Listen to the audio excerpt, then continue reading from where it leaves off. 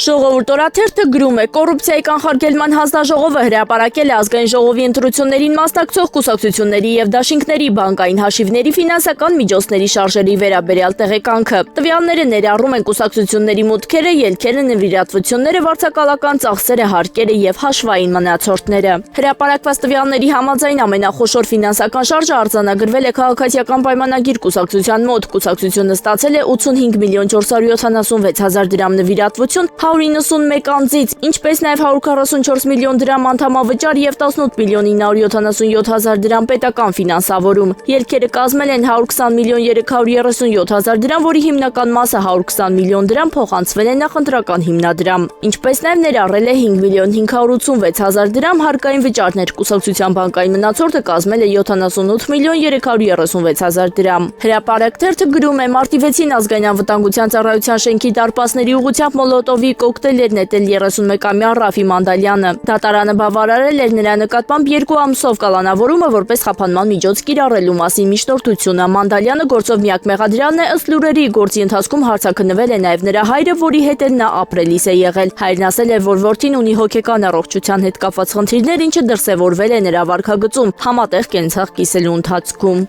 Հրապարակ թերթը գրում է, Նիկոլ Փաշինյանն ու իր խմբակը մի կողմից շարունակում են պռոտախոսել, թե իրենք թիվ 1-ն են, անմրցելի են եւ ունեն ժողովրդի վստահությունը, մյուս կողմից շարունակում են ճնշումներն ու հետապնդումները քաղաքական մրցակիցների եւ հատկապես Սամվել Կարապետյանի գլխավորած ուժեղ Հայաստան կուսակցության ներկայացուցիչների նկատմամբ։ Մեկ տեղեկացանք, որ մայիսի 25-ին ուժեղների տաշիր այցելության օրը մի քանի ժամում քաղաքում ավելի քան 100 հասցեներում խուզարկություններ են արվել, մարդկանց բերման ենթարկել։ Հրապարակ թերթը գրում է, իշխող ուժի ամփոփիչ հանրահավաքը տեղի կունենա հունիսի 5-ին, ինչպես տեղեկացրել էին ԿՊ-ն արդեն քանի օր է մարտական պատրաստվածության է բերվել։ Հրահանգվել է բոլոր մարզպետերին, որ իրենց ենթակայությամբ գործող հիմնարկների աշխատակազմերին մեկ մարդու պես լցնեն ավտոբուսներն ու բերեն Երևան, որ պետք է հակադրվողներին սպառնալ աշխատանքի կորստով, նույնն էլ կարվի մայրաքաղաքում, ինչպես նաև մարզային համայնքային շտաբների պետերը ներկայացուցչական կազմերով հավասար զգաստ պետք է կանգնեն Հանրապետության հրապարակում, որտեղ նշանակված է հանրահավաքը։ Ասվել է, որ պետք է կրկնել 2018 թվականի հրապարակը մարդկանցով լեփլեցուն նկարներ ստանալու ընտրություններից 2 օր առաջ հոգեպես ջարդել թե ընդդիմությանը, թե նրանց կողմնակիցներին։